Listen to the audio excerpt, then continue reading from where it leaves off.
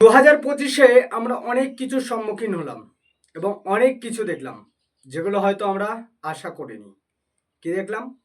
IPL cancel হলো এবং যারা সারা বছর ইন্ডিয়াকে পেছনে লেগে আছে, ইন্ডিয়াকে কন্টিনিউয়াস উত্তপ্ত করতেই থাকে বিনা কারণে, আমাদের বীর সেনাদের জীবনটাকে কেড়ে নেয় এবং অনেক মায়েদের স্মৃতি সিঁদুরও মুছিয়ে দিয়েছে বিনা কারণে, কোনো যুক্তিহীনভাবে।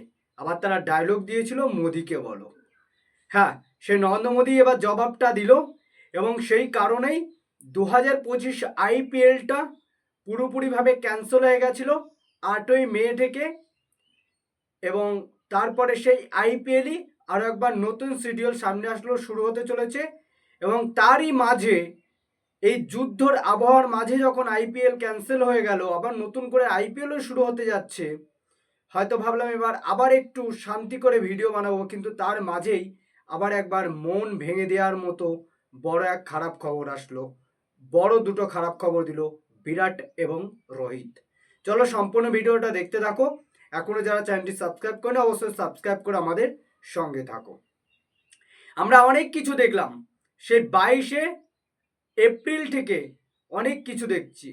কারণ 22শে এপ্রিল ফার্স্ট হচ্ছে ইন্ডিয়ার ওপর অ্যাটাক এনেছিল জম্মু কাশ্মীরে, 26 জনের প্রাণ কেড়ে নিয়েছিল আমাদের ইন্ডিয়ার।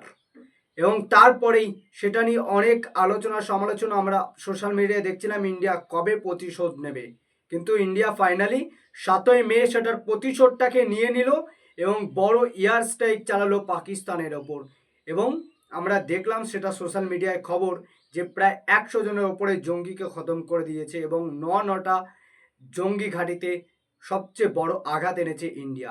কিন্তু তার চেয়েও বড় ব্যাপার, মাঝে সেই 7ই মে যখন অ্যাটাকটা করে ইন্ডিয়া, তারপরে 8ই মে প্রথম ম্যাচ ছিল দিল্লি এবং অপরদিকে কিংস ইলেভেন পাঞ্জাব।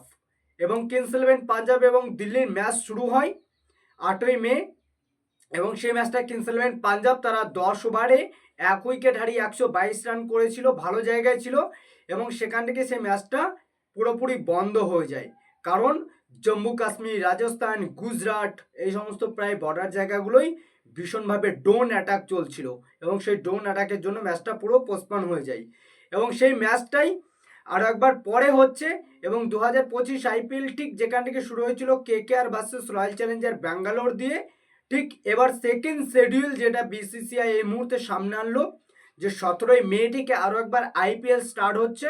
এবং সেই 17 মে থেকে যে আইপিএলটা স্টার্ট হচ্ছে সেটাও কিন্তু একইভাবে KKR versus royal Challenger Bangalore match দিয়ে স্টার্ট হচ্ছে আইপিএলটা।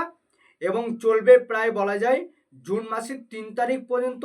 এবং 29শে মে হয়েছে প্রথম কোয়ালিফাই এবং 30শে মে রয়েছে এলিমিনেটর ম্যাচ এবং 1 তারিখে রয়েছে দ্বিতীয় কোয়ালিফাই ম্যাচ এবং 3 তারিখে রয়েছে ফাইনাল।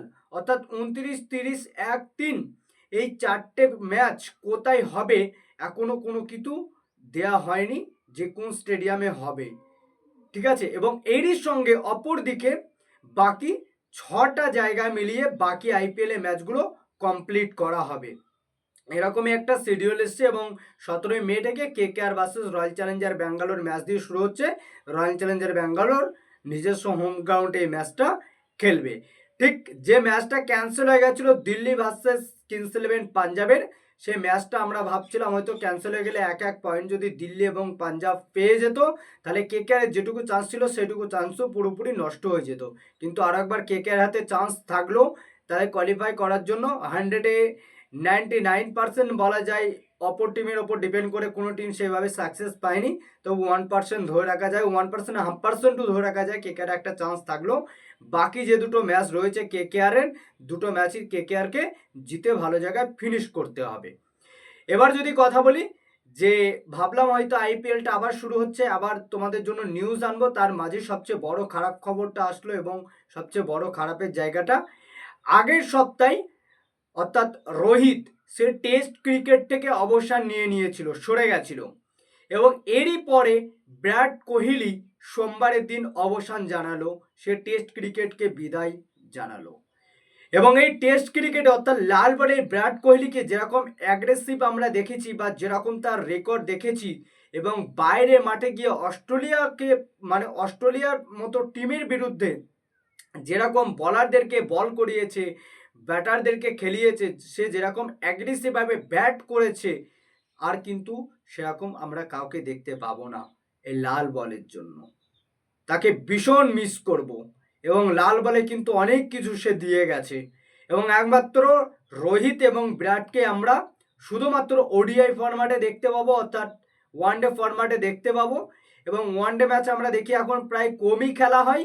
সেই জায়গায় কিন্তু ইন্ডিয়া ভার্সেস ইংল্যান্ডের যে শহরটা রয়েছে সেখানে কিন্তু আমরা আর বিরাট বা অথবা অপরদিকে রোহিত কাউকে দেখতে পাবো না।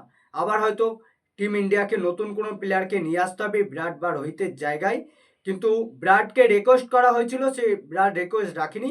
বিরাট ডাইরেক্ট সে পোস্ট করেছে যে আমার জন্য এটাই সেরা সময়, আমি জানি যে ছেড়ে দেওয়া খুব কঠিন, কিন্তু আমি এখান থেকে সরে দাঁড়াচ্ছি, আমি অবসর নিয়ে নিলাম টেস্ট ক্রিকেট থেকে। সে এরকমই জানিয়েছে এবং সে পুরোপুরি টেস্ট ক্রিকেট থেকে সরে গেল। এবং দুই বন্ধু রোহিত এবং বিরাট তারা দুজনই একই সঙ্গে, প্রথম সপ্তাহে রোহিত সে অবসর নিল এবং সেকেন্ড সপ্তাহে সোমবারে বিরাট অবসর নিল টেস্ট ক্রিকেট থেকে। এবং আমরা টেস্ট ক্রিকেটের একটা বড় মূল্যবান প্লেয়ারকে হারালাম টিম ইন্ডিয়ার জন্য। বাকি তোমাদের কি মতামত অবশ্যই কমেন্ট বক্সে কমেন্ট করে জানাতে যেন ভুলো না।